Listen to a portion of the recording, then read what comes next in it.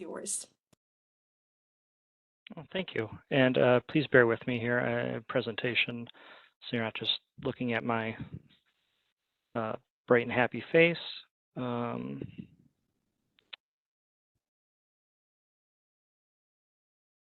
So let's go ahead.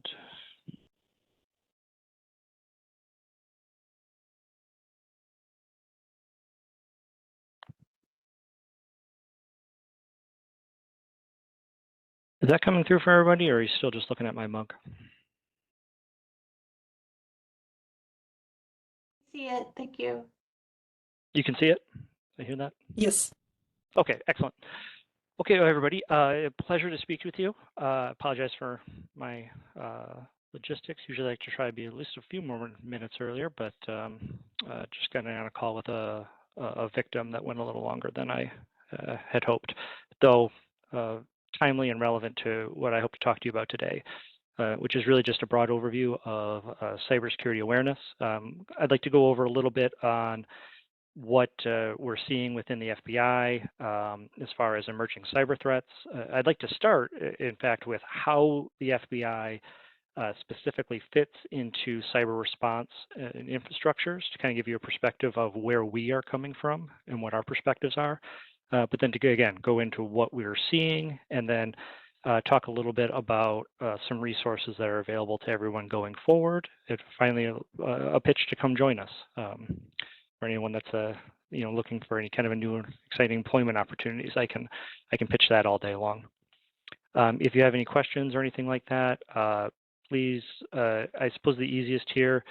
I know you can like raise your hand and all that kind of stuff. I probably won't see it, so feel free to just unmute yourself and interject if I hear it. I'd love to actually kind of have some feedback. This isn't necessarily a set presentation in regards to, hey, I have a tight 45-minute presentation that's going to take you from A to B to C.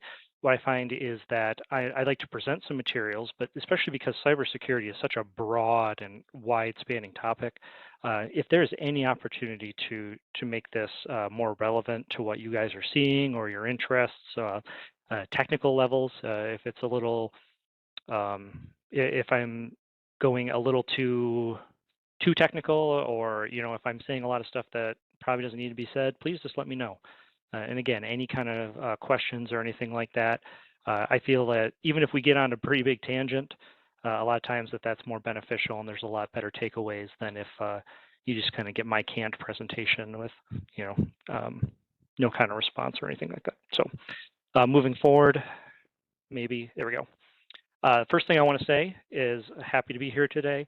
That said, just a general disclaimer that these views and everything that's about to come out of my mouth is me, Nick Smith, saying it. So this is not in any way should be taken to be the official position of the FBI or anything involved with the FBI. So if I happen to be running my mouth and saying something extravagant or something like that, hopefully that doesn't happen. But if it does, please don't get on X or something like that later and like, hey, the FBI said this wild thing that happened to come out of my mouth. I don't speak for the FBI writ large. I will try to give you my honest perspectives. So broadly speaking, what is the FBI? Where are we coming from? I don't like to plug mission statements a lot with any organization, but in our case, our mission really does derive from our two fundamental missions, which is protect the American people and uphold the Constitution. It's really the long and short of everything that we're trying to do. And while it certainly gets a lot more complex from there, everything hopefully comes back from these two fundamental missions. Now, expanding into that, especially in the cyber realm, we start exercising different authorities and we get into different things, again, that centrally derive from that mission. Protect the American people, protecting their lives, protecting them against violence. Now, while that is probably most often associated with other violations and other areas that the FBI works, there certainly is a cyber component. Some of those cyber components I'd like to address later, especially in regards to different kinds of extortion campaigns, things of that nature. Property should be pretty self-sufficient. A lot of these things that we're going to discuss today in cybercrime are fundamentally fraud and theft. And then protect their well-being. The collective well-being is the national security well-being, and a lot of the actors, as we are seeing moving forward, the old ties of this particular actor is criminally motivated, or this particular actor is morally or ethically motivated, or this particular actor is a patriot for admittedly an adverse nation state or something like that. They don't fall into those buckets so cleanly anymore. We'll go over that a little bit, but that's just to say that a criminal act can very easily also be a national security act. Those lines are getting increasingly blurred.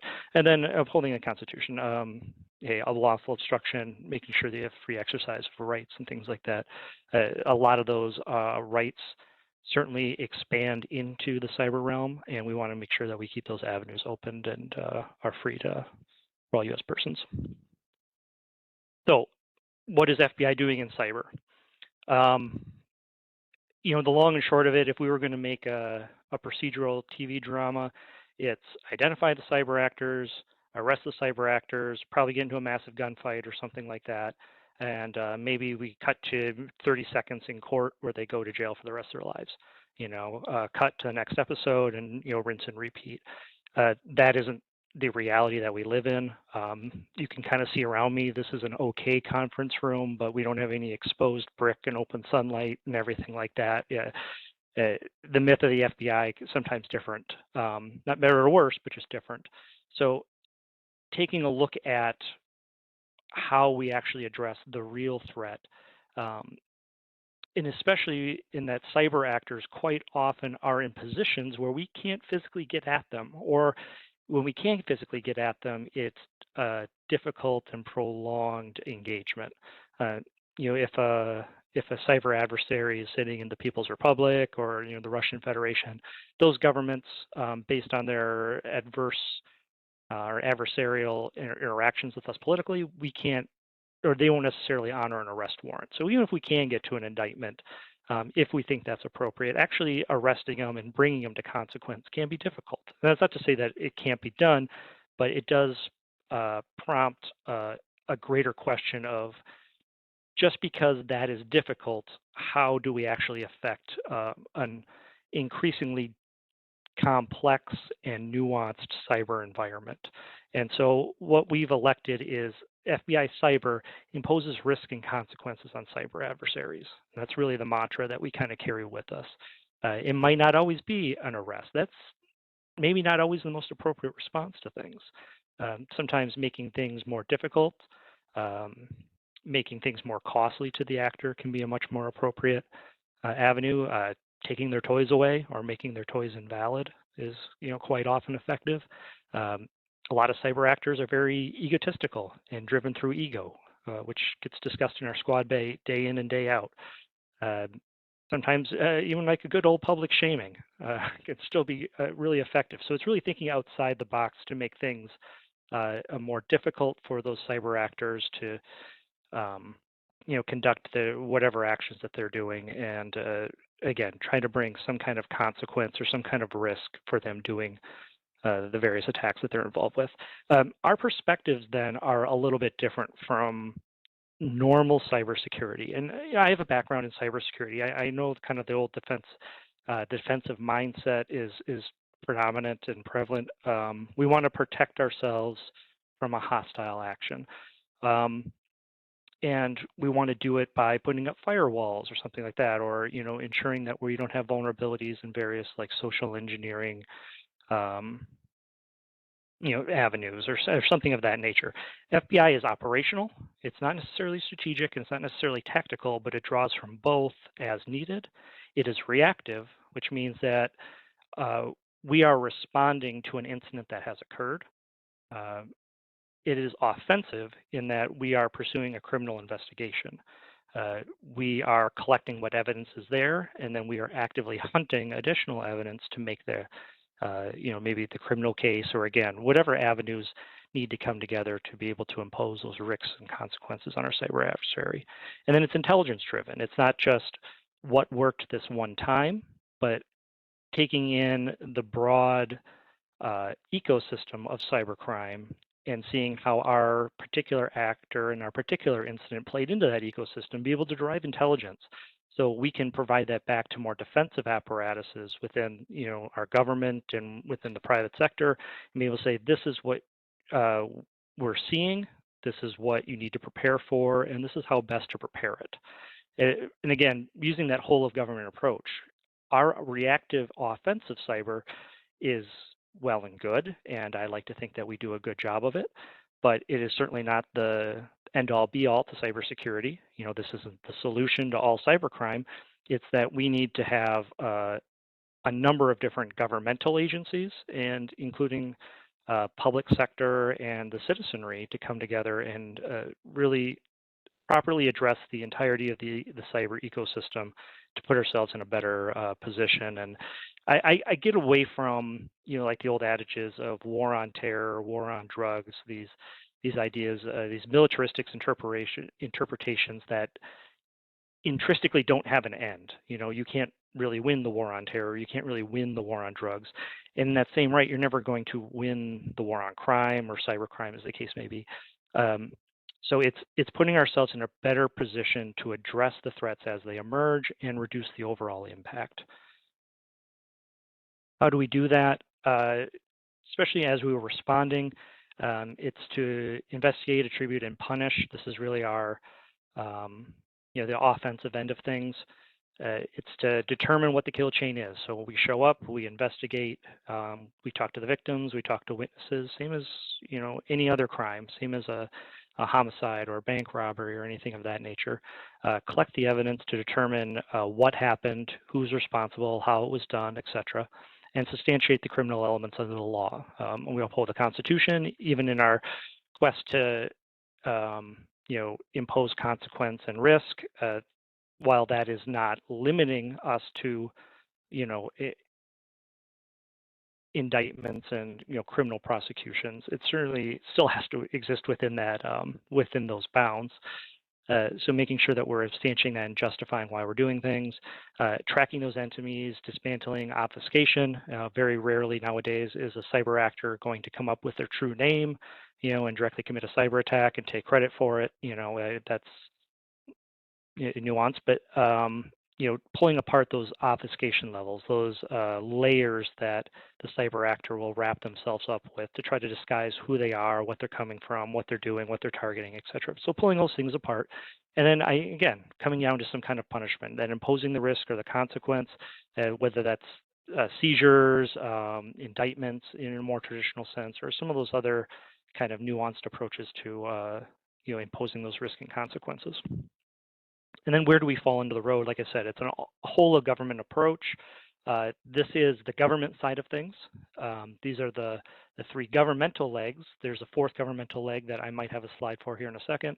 But within the U.S. government, again, we are responsive and we are offensive. That is the DOJ and the FBI.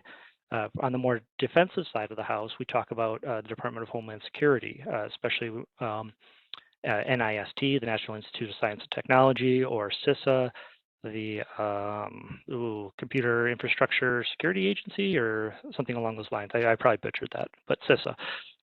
And then we're talking about more alignment with the standards and the mechanisms and the frameworks by which we can protect ourselves. They're the ones that are not only saying, hey, we need to put walls up around our systems, but what those walls will look like and what are the building standards that we should all abide by, and what are the plans, and then aid for deploying these kind of things and stuff like that. And we work together, right? There's a lot of information that we have that they can benefit from, and there's certainly a lot of information that they have that we can benefit from, and there's that free exchange of information. And then both collectively with the Department of Defense, the NSA, but really the intelligence community writ large. Like I said, cybersecurity is national security. And so they have a mission of really kind of taking a look at the politics, what are the defensive implications, what are the political implications, and then utilizing those mechanisms for collection that answer those questions and pulling them in as appropriate to be able to tell, okay, maybe not necessarily what this particular cyber actor is doing, but if we know they have affiliation with a particular nation state, if we know that they're working along with like the Russians, what the Russian capabilities are, and what we're seeing the tool sets and the abilities that Russia might impart on this particular cyber actor, and vice versa. as a nation state seeks to impose consequence or take some kind of action within the United States, there's a domestic element. So our ability to exercise judicial and legal authorities within the United States comes to pass. Because inevitably, it's going to involve U.S. citizens. And yep, this is the side I was talking about. We have that threat response. DHS does that asset response. So threat, asset response, offensive, defensive, tomato, tomato. We have that intelligence support. So taking in information from the intelligence community, whether it's ODNI or the greater USIC, but moreover, really working with businesses and the private sector and individuals. We can talk about businesses in the private sector a lot, and those are definitely mechanisms that we need to address, but increasingly the disparate nature of cyber is the individuals themselves, and not losing sight of that the individual consequences are often exceed that of business, not just getting lost in the commercial sense of things. But moreover, that is the greatest threatscape. We look at actually the cyber footprint, even from like a defensive standpoint. DHS and FBI, we have tremendous systems and abilities and things, but we are a very, very small chunk of the pie. And while the adversaries writ large might like to attack us, and may often do, what we really need to be focused on, what our biggest loss is at the end of the day and our biggest exposure, it's always going to be that private sector. So ensuring that they are best protected, or as protected as we can, make them, and assisted in the best ways that we can assist them. But then also that they're responsive. So if something does happen, we can not only better react and better respond, but that we are collectively as a society then able to respond better based on how that they were attacked. Taking in those IOCs, saying this is how the actor did it, and being able to communicate that to other parties. And again, and all sharing in that threat intelligence. Where's the FBI? We're all over. 56 field offices.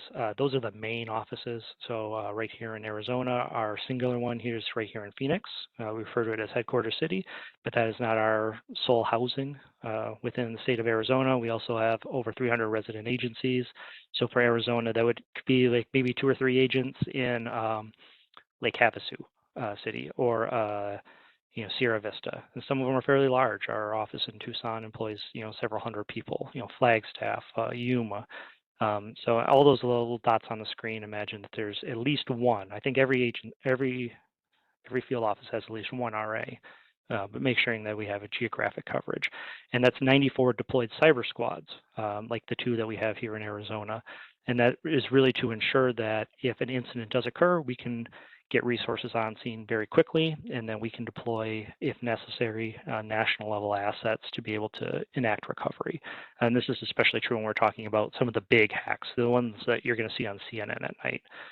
So if a cyber actor is able to get in to affect, this is speculative, but like say the water supply or telecommunications here in the Valley, that's going to be a major cyber incident that has the potential to adversely protect or affect millions of people, sometimes severely to the point of death.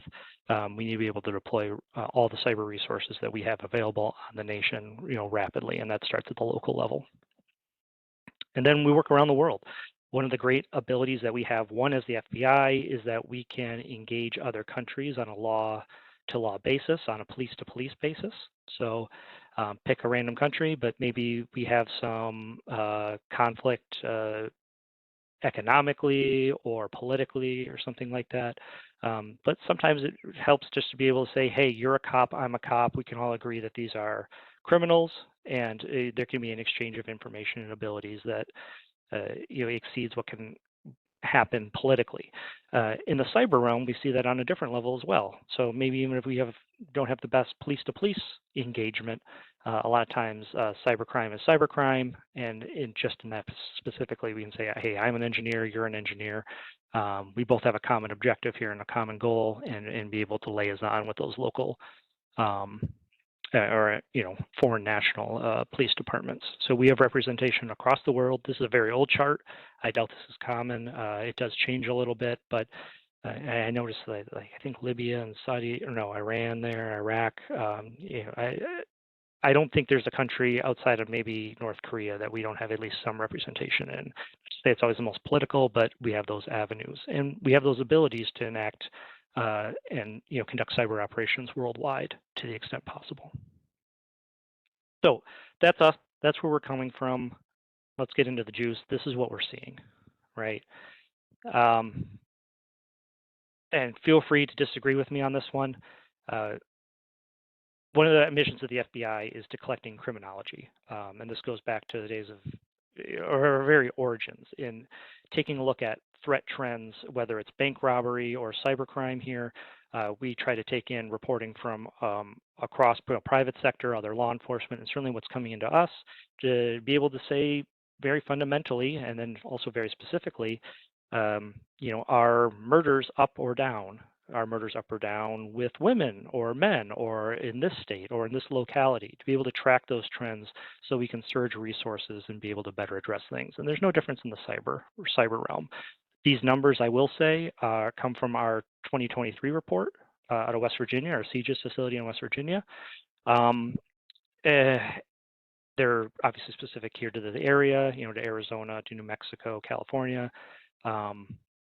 Those numbers are freely available. I can provide reference if there's any interest on the line. But are we winning the cyber fight? Okay, and again, I try to avoid using that. Again, it's like, are we winning the war on drugs or the war on terror? If we're going to track purely monetary and number of instances and money affected or people affected and things like that, no, we aren't. Is that a hand up? I think I see something kind of popped up. I don't know if someone has a question. Can you hear me? Yes. Yeah, I have a question because here you have on the slide, it says $324 million in loss to Arizona. I assume that it's in dollars, right? How is it calculated? Yeah, so what do we constitute as loss in these instances? And that can be, some things are clearer than others. I would say our priority is making sure that we're tracking the same things from year to year, so it's not a changing metric. So even if we're not including something in that, we're making sure we're not including it the next year as well to try to, to artificially affect those. Some are easy. So let's say we're talking about a ransomware event where a company is affected by a ransomware, and let's say they have $1 million ransom, and they pay that ransom. Well, that's very clear loss. Other things that are generally easy is any kind of immediate data extortion values or something, especially if they get sold secondarily, on a criminal marketplace. We can it kind of gives itself its own dollar value. They kind of take it to the market, and we can know exactly what that particular piece of information was worth, and so that'll get included. To a certain extent, we will take a look at like reputational cost or lost income streams. That can get a little trickier, especially when you're dealing with victims, and especially when you're dealing with victims in the middle of a cyber incident. It tends to be the sky is falling, and it's not to say that it's not a very severe and oftentimes true statement, but that also, well, this could be billions of dollars. Like, well, I don't know if your particular company is worth billions of dollars or trillions of dollars. So we'll try to take that with a grain of salt and inject some logic and reason as we can into those. I would say, yeah, definitely take that with a margin of salt. It's definitely down to a real specific scientific notation. If that kind of answers your question. There's a lot of variables that could go in depending on the incident. Yeah, it does. Thank you. And there is in chat a question of defending against potential threats is considered a loss, or what does the FBI define that potential that expenses? Yeah, there's a little bit of a gray area in regards to, like, well, let's say my business got attacked with a ransomware incident. What is normal cost of business, especially if like the IT team is responding and you're really just out man hours that would be devoted to that, opposed to maybe some other unrelated projects, or were you going to be out that money anyway versus extra costs that had to go in specifically to responding to that ransomware event. And certainly we account, hey, we need to hire a legal firm to do certain kind of management, and we had to hire a third-party security consulting to come in and do all that kind of stuff. Those are very clearly attributable losses to a particular cyber incident. Pulling out some of those, you would have lost this expense anyway. Okay, great. But again, loose discussions where we try to come up with an approximation certainly there isn't any kind of hard rubric by we can decide like, well, okay, no, that $5 doesn't count. A lot of times when we're dealing with this, it's maybe how many zeros we're talking about. You know, or are you out $10,000 or $100,000? You know, and so I try to get it within a ballpark, and then again, we try to keep it consistent from year to year. Yeah, if there's anything else, please read it out in the chat. I don't want to play with the windows just in case I lose anything here. I'll monitor the chat and ask. Okay, thank you, Ms. Becker. I really appreciate it. So cyber threats, Legion, they're absolutely everywhere, and there's different kinds. These are the 5 big buckets that we're seeing things in, and they're leading up our losses, and especially if we're looking at it purely from a financial perspective. The investment frauds, and we'll go into exactly what these are, what these kind of loosely constitute, and I like to talk about some of the specifics, especially the ones that we're seeing very prevalently. Business email compromise, definitely a contender. I think investment fraud, as we move through personal perspective through 2024, I think that's going to maybe drop down to maybe 3rd or 4th. Business email compromise is holding at a good 2nd. Data breaches might drop a little bit this year.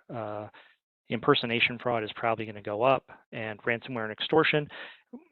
Not only do you see the stars on there, but you're seeing an M instead of B, right? So what's that doing on the list? I'll get into that, but essentially the hidden secret answer there is that we are aware that we only have visibility. Oh, I lost the lights. So apologize for that. We have the ability to track roughly 10% of all instances. So we feel like we have a good idea of what we're seeing overall, but we're also very much aware. Oh, that sensor is across the room. Sorry. It's cyber attack. Cyber attack, yeah, exactly. Self-inflicted. Facilities is at it again. So we're aware that it's much bigger than just the mere reporting that we're getting from CGIS and IC3. So investment frauds, what are we defining on that market or on that? It's a lot of Ponzi schemes, it's a lot of pyramid schemes, retirement scams. A lot of this is whaling. It's attacking executives within a company, people that control not only their own money, but the money of various other parties within the business, and redirecting it to fraud actors. There's a lot that goes into this. It kind of seems like, well, shouldn't they be better prepared? Like, these are the experts and stuff like that. But we're getting into a situation where we're dealing with much more elaborate and sophisticated trust building on the part of those cyber actors that's enabling this thing. One of the biggest ones that we're seeing this year that's really kicking the magnitude of investment fraud upwards is it. And while it's not completely into investment fraud, it starts that way, is what's referred to as pig butchering. Pig butchering scams, pig butchering fraud. The call that I was on that kept me maybe a little more delayed than I'd like was very much responding to a victim for pig butchering. It's a Southeast Asian adage stemming from using all the parts of an animal. And while it's not a particularly unique fraud in of itself, what we're seeing is a chain of packaged frauds coming one after the other against a singular victim. What the attackers are realizing is that it is more lucrative for them to focus on someone that's already been attacked, because they already know everything about them. Not only do they know everything about them, they know their emotional disposition. A lot of these will start as employment frauds or investment frauds. They will reach out via LinkedIn with an employment opportunity. They like to target people who are recently unemployed. So if they see, like, maybe you've updated your LinkedIn resume and you may be at an end date, but you didn't put in a new company on there, they might reach out. It can be, I mean, they have all manner of selling points. So whether it's, hey, you just have to do some click farming for something like that, or it's something to do with maybe marketing and driving likes on a particular site or views or something of that nature. We also see a lot in regarding reaching out on like social media. So Facebook is always very common, but we also see a lot on like various dating apps. So they might come across on like Tinder, Bubble. It might reach out on Instagram, something of that nature. It's not going to they're not going to try to raise the red flags that you're going to see in a lot of other scams, but eventually what's going to happen is they're going to try to pose an investment, or they're going to try to draw some money from you. It's always going to be in cryptocurrency. They're going to show you the investment. What we're seeing is that they're going to extraordinary mechanisms to drive trust. So whereas you might not expect to have a personalized website made for you, you might not expect a fraud to come from someone that you're video chatting with, that you can actually talk and correspond with. Or you might be expecting fraud from one person, but when you have a greater community of people all coming together, all saying the same thing, it tends to be a bit of a group think, that especially people that are, maybe vaguely aware that Bitcoin is a thing and that people have made a lot of money off of Bitcoin and that such things are possible, but maybe don't have a strict familiarity with it. And maybe even if you do have a strict familiarity with it, you're just not expecting those trust building mechanisms. I see a hand, and I thought Yes. We have some yeah. questions in the chat. One Absolutely. that came up is to how to defend themselves. People are asking. I'll read one question at a time. What you're talking about, how can a person defend themselves in a situation like that? It's hard. It's getting increasingly harder because all those old mechanisms that we used to be able to pull out and say, oh, well, maybe their English is poor and there's misspellings in this email and all those kind of things. Those are going to be diminished. So it's really looking at your what you're venturing, always kind of asking yourself how someone could take advantage of the situation. And I think increasingly relying on mechanisms to verify and vet people that we're tracking the attackers can't necessarily replicate. And there's no perfect answer, unfortunately. It's tricky, and being able to distinguish, legitimate investment opportunities, even within the crypto space, from fraudulent ones is incredibly difficult. Relying on experts and people that you know in person, but understanding that depending on where you're getting your information from and how you know these people, that they too could be involved. And always kind of keeping that in mind. If especially in the investment space, it can be incredibly difficult. You have to rely on trusted parties, but also understanding how you've developed that trust and making sure it's coming from an honest place, and can be tricky. It's also highly nuanced, so I apologize, but it is hard to give a broad answer to everything. There's no magic pill here. There's no magic solution that well, you just use multi-factor authentication on your phone and everything's going to go away. And that's not the case. MFA, which we'll get into, is a great start, but it's not infallible. Certainly as far as we're talking to things like SIM swapping or something of that nature. I point out all the time that, well, no, I'm protected. My email's protected because I have MFA. MFA is great. It gets rid of a lot of stuff, but understand that if you're a good enough target, if you're a big enough target and someone wants your stuff enough, there are an army of 16-year-olds operating right here in the Valley that are just cold calling your service provider, pretending to be you, pretending to know your information, and being able to get through your security questions just to swap your SIM card over so they can defeat your MFA. It buys you time, but it is not there and near as anything, a foolproof solution to that. Thank you. It's hard. It is very hard. One of the things that we have here is a person said that Holly said that my identity was stolen and there are reportedly dark web activities using my social security number. I have no movement from the local police, and my personal question is why. And I am unsure how to take care of this personal threat. Would paying a company like Incogni, I guess, to clean up my cyber activity and public personal information and images help? And people suggested freezing her credit through the 3 credit institutions and things like that. What is your take on No, that? and I agree with what people are saying. That sounds all like solid advice. A lot of these things are very individualized. I apologize. The Hatch Act prevents me from making specific recommendations for companies, saying company XYZ is the end-all be-all of cybersecurity and you should do that kind of stuff. But credit monitoring and fraud monitoring can be very beneficial. It can be a little slow in some circumstances, but it is appropriate in others. More traditional fraud scams that are seeking to use your leaked information. Certainly my information's been leaked a number of times. I've been a government employee for many, many years, and it seems like every couple of years OPM just sends it to the attackers overseas. Wells Fargo has sent my stuff out. I can't even keep track of it. So I know my stuff's out there, and I have seen personally cases where fraud actors will attempt to use that, especially when we're talking about like opening lines of credit or trying to impersonate me. Credit monitoring and things of that nature can be very beneficial to that. I highly recommend working with your financial institutions, bringing them into the fold and working with them on what you and they and representation might feel is adequate to address that threat and your own exposures.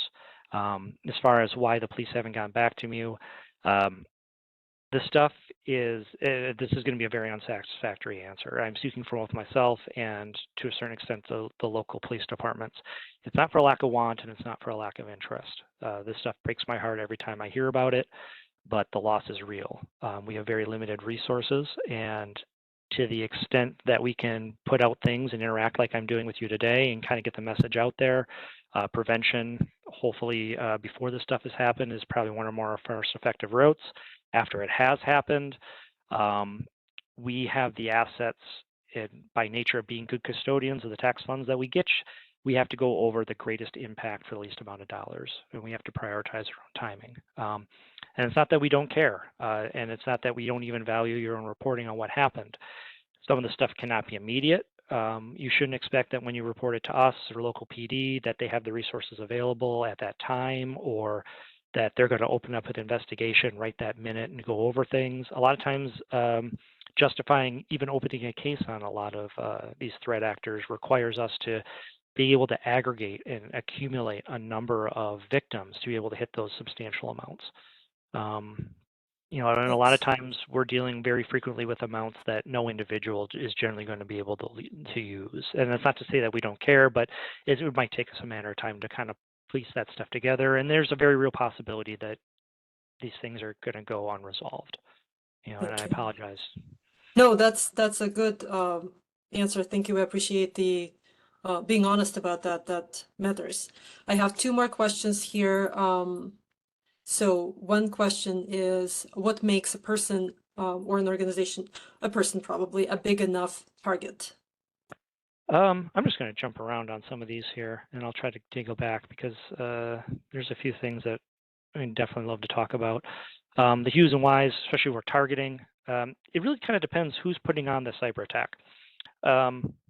Generally in the cyber world, you're seeing maybe 3 or 4 major motivations. And if you kind of fall afoul of those motivations, that's what's really going to bring you into the fold. So the first and the largest is going to be any kind of economic or any kind of opportunity to steal from you, right? The actor's motivation is to make money. If you have a lot of money, they are going to try to get it. Even if you only have a little bit of money, but it's not very well protected, it's a lot of just low-hanging light fruit, they still might come around and collect it. So it's kind of them making that assessment against, hopefully, our imposing consequence and risk against them on whether or not it's worth the time. That's going to be the biggest one. If you're involved in certain areas, especially like defense critical infrastructure and things of that nature, you might see some national security, some foreign nation states or some adversarial nation states taking an interest. If you're different groups, and I don't even want to go down the list of all the like hate groups or something like that. There could be what they deem to be maybe a moral motivation, or it's really just hate at the end of the day, that might drive it, almost kind of like a cyber activism.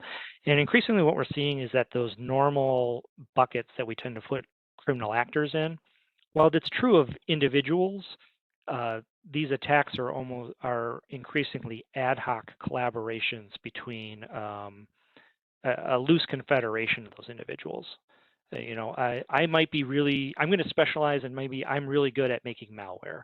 And I just want to make malware because I'm good at it and it makes me a lot of money. Cool.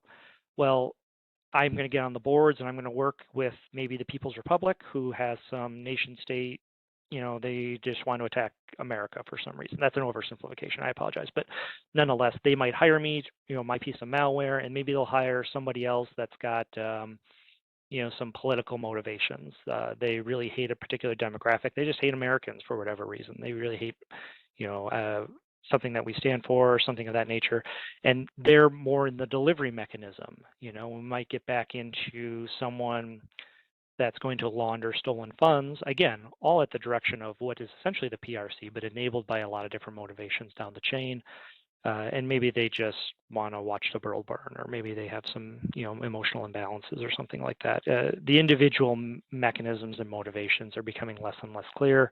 What we're seeing is more, like I said, a confederation that stands up for individual attacks, and even hacking as a service, especially in the ransomware realm. Increasingly, what we're seeing, especially with variants like Hive and Conti, and many of the rest of them, is whoever creates those initial intrusion packages and encryption packages is very rarely involved in their direct utilization. It's much more effective to hire that out to a number of people, provide them with all the tools that they need, coordination and communications infrastructure, and let them just go nuts and see what they get in exchange for a percentage of whatever ransoms that they're able to derive. I think I almost forgot what the initial question was, so I'm sorry. No, that's good. Thank you so much. The question was, what makes you a big enough target? Oh, yeah, yep. So I think you answered that. We all have our unique dispositions and affiliations and associations. And there's bigger targets and there's lesser targets, but increasingly I would hammer home that you are all a target. Just by the nature of where you live can certainly make you a target. Who you are can make you a target. What you have can make you a very big target. What you have access to can very much make you a target. Any number of things. And the threat is real. You shouldn't be surprised when this stuff pops up, directly because of that. We have one more question that I missed initially. Absolutely. So Darius asked, is there a procedure used against cybercrime that's committed through social media? Well, there are, and we treat it like any other cybercrime. And we generally will fit it to our unique lanes in the road, especially in regards to cyber and cybercrime. It's very rarely a pure cyber case into the arbitrary silos that the FBI has structured. Very rarely there might be some kind of impersonation or some kind of identity theft, or, a lot of times there's maybe some kind of terrorist element or something of that nature, some kind of extremist element, or drugs or sex or something like that that kind of trends on multiple avenues. And a lot of times the motivation of the attacker is one of the last things that we are able to derive. Who's actually sitting by the keyboard, and what's actually making them tick. So we handle it broadly. The avenues within social media are broad. Certainly, in speaking, of domestic social media. So when we're talking about like Meta or Twitter or something like that, our avenues and our abilities to pursue criminal investigations within those mediums, where some crime took that's facilitated through those mediums or via those mediums, is much better than purposely obfuscated social mediums as like WhatsApp or Signal or things of that nature. And that's to say we have no abilities there, but oftentimes those companies are hosted in countries that are less inclined to, respond to our legal process. If I send a search warrant to California, to Meta, we're going to get what we need to get back, regardless of any reporting or what you may have heard, or Facebook's good or Facebook's bad or whatever the case may be. They will honor that legal process. If I have to send it to the UAE, well, hey, maybe, the Seychelles Islands, maybe. If I have to send it to Moscow or St. Petersburg, maybe don't hold your breath so much. Thank you. And I know that Alan Caldwell had a question. Do you still want to ask it? Yes, actually. I was curious if you've ever met Professor Aaron Jones. He worked as a part of the cyber team under President Barack Obama. He's a Valley resident, works for the Chandler Police Department, and also works as professor at University of Advancing Technology. The only reason why I bring him up is because what you've discussed today is something that probably is kind of scary to a lot of people that are seeing this kind of thing for the first time. But I know every time Professor Jones would put on a presentation when I worked there, we would come out of there like, oh my gosh, just like scared to death. And there probably are some of us here that are watching your presentation and are kind of scared to death right now too. I apologize. And no, I don't believe I've had the privilege of meeting him. It's a fine line. Part of it is, especially from the prevention perspective, we need people to take this seriously. It's easy to dismiss and easy to say, well, I'm not very technically inclined, so maybe there's a justification for kind of pushing it off, or it's inevitable or something of that nature. Or you're just so scared that, well, I don't know what to do. It's complex and it's going to get me. So you become almost fatalistic about it. I don't like that. That's the thing I try to avoid if I can. Especially, there's always some new technology that's going to ruin us as a society and as a people. Whether it was Y2K or the cloud, or now we talk about AI and quantum. It's not to say that those things aren't important and aren't changing the environment and aren't important tool sets that we need to address appropriately. But at the same time, I don't see a lot of utility in saying, well, okay, no, the robots are going to take over tomorrow and, all is lost. We need everyone to take it seriously, but my intent isn't necessarily to absolutely terrify you. There is a way forward that can be effective. The reality is we're going to take more losses. This presentation today is not going to, with your awareness right here and right now, isn't going to fix all cybercrime. We are going to take losses next year. I hope our numbers are better, but they might not be. It doesn't mean that long term we don't have a way through this. It's going to be a group effort, and it's going to be have to be a collaborative effort.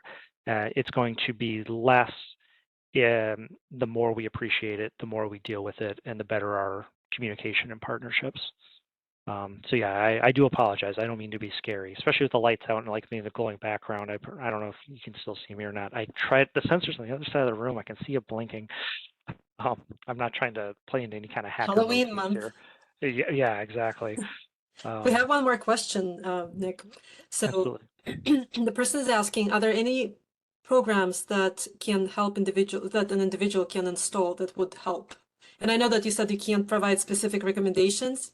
Yeah. But in general terms, maybe you can give us an idea. Yeah, and maybe the unsatisfactory answer is it depends, with all things in the cyberspace. So it depends what you're doing, what your exposure is, and things of that nature. But you should always probably have a good, antivirus, something like that you can trust. And is it going to catch everything? No. Using multi-factor authentication or out-of-band authentication, which is verifying something utilizing a communication method different from the one you started with, right? So if I'm logging into my email on a computer and it sends a message to my phone, okay, those are two separate devices. That's an out-of-band communication method, but it's not the only one. Maybe a phone call would work, or meeting someone in person, having some agreed upon signals or codes or permission structures or something like that. Maybe that's overkill, but having something appropriate to your own situation. There are some baselines that we do recommend. Passwords, we've been harping on that one for decades, but it's still very much an issue. Making sure that you're implementing the right password complexity. If we were all in here, I'd ask for a show of hands on whose pets names are popping up in their passwords as we speak. My hand goes up quite often on that one. Maricopa, I am sorry. Password managers can be an effective way of handling that, especially when you have a lot of different accounts. But there are some arguments against maybe keeping all your eggs in one basket. So it's very much an individual decision over what's appropriate for you and what best protects you as well. There are a number of solutions, but it is highly individualized. Nothing is ever the right solution. but obviously overkill for the sake of overkill is going to eat away at your efficiency on what you're doing. So again, too much security can be the wrong answer too. Thank you. Yeah, no problem. For lack of anything else, yeah, the investment fraud, I was mentioning two-person checks, due diligence. We're going to see this a lot again with BEC, which is short for business email compromise. And this is a unique circumstance where we're seeing usually it's malicious links. So it's people getting email address, emails where they click on something that they probably shouldn't have, or they're tricked into clicking on something. The attackers will get into your email systems and then do nothing. It can be confusing. It can lead you to a false sense of security. They will hover in the email of your business for 1 to 6 months, and all they're doing is reading. They're reading all your email communications and getting a feel for the business. It might not just be one person. They might pivot around to a number of different people, and they're just going to get an idea of what's going on within the entire business. And especially when we're dealing with businesses that almost inevitably have suppliers and contractors or something like that, that they routinely will send fairly large amounts of money to, that's when the attacker will strike. And they will send a very crafted email that's, maybe go to a supplier there and, hey, we haven't received your last payment for whatever services that we provide. Maybe I'm a construction company and I'm doing some services for maybe like a restaurant or something like that. Like, well, no, hey, we need the next check coming in. We didn't get it. Can you double check that? Okay, well, it didn't go through. Can you try maybe this account or something like that? And it sounds exactly like the people there. It's structured, maybe you sign your name a certain way, or maybe you're really familiar with that person and you have like a nickname that you've been using with them over the last couple of months. And so when they look at that, it looks legitimate and they send the money. And before they can recover any of it, it's off into the wind. It's going through various laundering resources all around. How we address that, it's always second verifications, not relying on a single person. Even you might be, the most amazing accountant of all time, and you are the best CEO or business owner or whatever the case may be. It's always having a second pair of eyes to sanity check that something makes sense. And before you send a large amount of money, it can be as easy as just picking up the phone and calling that person, something that, again, that the attacker can't replicate. Like, hey, you're ready to receive this. This is you. We're good. Okay. And then sending that money out. If this does happen to you, I want to plug an FBI resource, and I'm going to plug it a lot of times, but it's our reporting portal at ic3.gov. We have something there called the Recovery Asset Team, RAT, for whatever reason.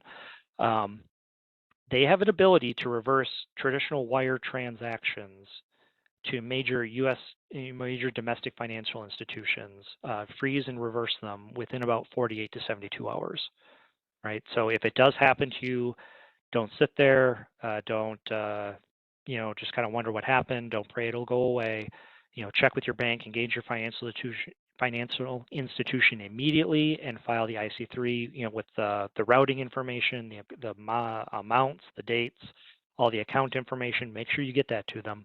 And essentially what they do is they have freestanding agreements with most financial institutions here in the United States that should this happen, everyone's already held each other, no one's going to hold each other liable. We're going to freeze the money in transit and reverse it. But it is also a diminishing ability. So again, as we start to get to that 48-hour, 72-hour, after transaction, their ability to do that diminishes greatly. We see a lot of drop off. It's likely has moved into cash or cashier's checks or something like that where we really can't touch it anymore, or into cryptocurrency, or it's just scattered to the point where recovery and seizure just is no longer viable, maybe into foreign financial institutions or something of that nature. But I got to plug them immediately should something like this happen. And then if any kind of cyber attack happens, I mean, again, contacting the FBI, you can always reach out to us here in Phoenix at the field office. I have that address, but ic3.gov is going to be an amazing portal. There's a lot of resources there for victims, a lot of guidance on how to produce various protections. But again, that reporting, we will take a look at it. I can't promise we're going to open an investigation. I can't promise I'm going to call you right away. Sometimes I call people years down the line. Again, when we're getting into that that aggregate of data and losses, kind of thing I talked about earlier, but IC3.gov. Thank you so much. I really appreciate that. We have only 4 minutes left and we have 2 more questions. Okay, yeah, let's hit them. So the first question is, what is, in your opinion, the best practice in terms of creating a good password? Is like strings of random characters, strings of words? What do you recommend? Yeah, I recommend the same thing that everyone's been talking about.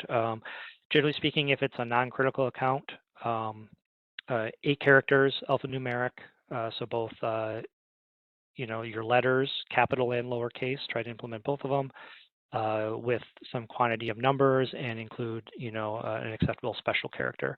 If it's a critical account, your bank accounts, something of that, it boosts it up to about 12. And we're going to have ongoing discussions about that, maybe as loopholes in password generation is identified, or maybe as quantum computing starts coming online. But those are the pretty standard ones right now. Try not to use words, try not to use strings. Be careful of keyboard patterns. I've fallen guilty of that one too, going up down the keyboard and stuff like that. That's stuff that can track and reduces the overall complexity. You assume how long is it going to take the attacker to guess my password if they're going 1 character at a time. And obviously they're using computers to assist them, but we want to make it as difficult for them as possible. Thank you. I appreciate that. Let me see. Are there specific types of attachments that we should be wary of in emails? Unsigned attachments, code that doesn't look like anything. Obviously, if it's like an exe or some kind of executable file, that's going to be the easiest and lowest hanging fruit. But we've certainly seen attack mechanisms run through what's viewed as more traditional or more secure mechanisms like PDFs and things of that nature. You can still get code embedded in there. MS Office documents can still be compromised in certain ways. So just be very careful, I say, of accepting any file. There's some that are probably safer, image files and things of that nature. It'd be a lot harder to do and to execute any kind of attack. But anytime you're receiving an attachment, you should be wary of it, especially if it's unexpected or from a source that gives you any cause for suspicion. And also having a good screening system, whether that's a firewall or some kind of WAF or some kind of antivirus that's running through those attachments to at the very least check it against known signatures for malicious objects. Thank you.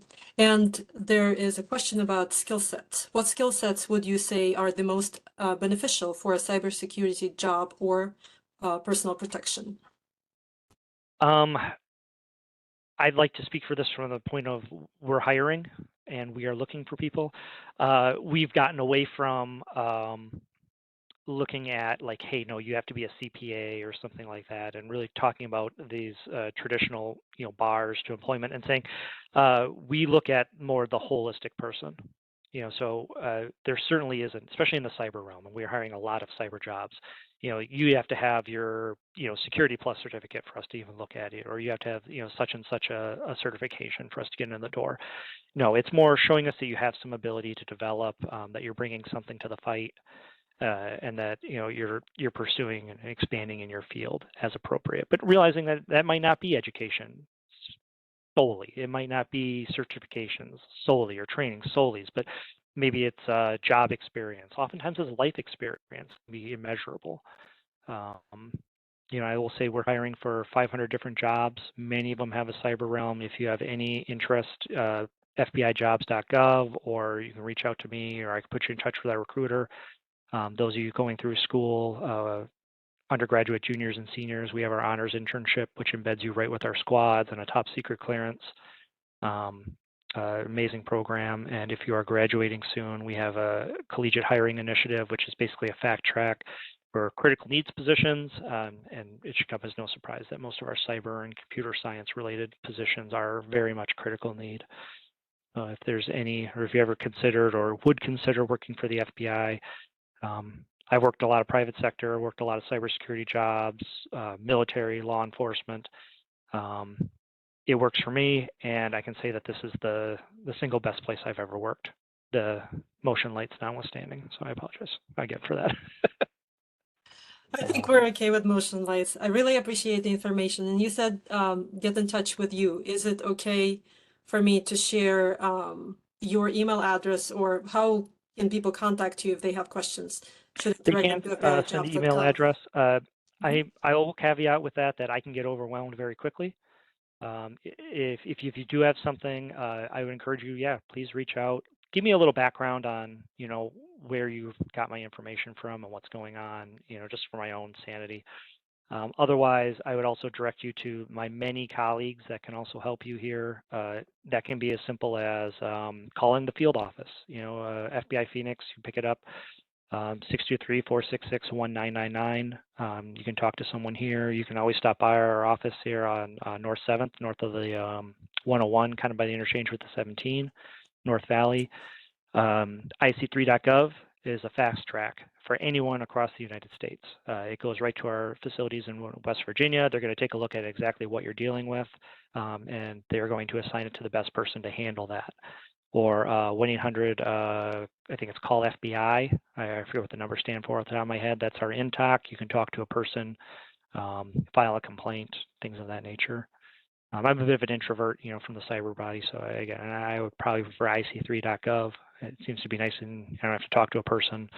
But a lot of avenues. Like I said, even if it's just showing up, I want to talk to Nick in person. Like, okay, well, if I have availability and short notice, and yeah, I'm more than happy to talk to you. Otherwise, yeah, feel free to share that email address. I'm more than happy. Thank you. I really appreciate that. We are past our time. I apologize about that, but it's been very informative.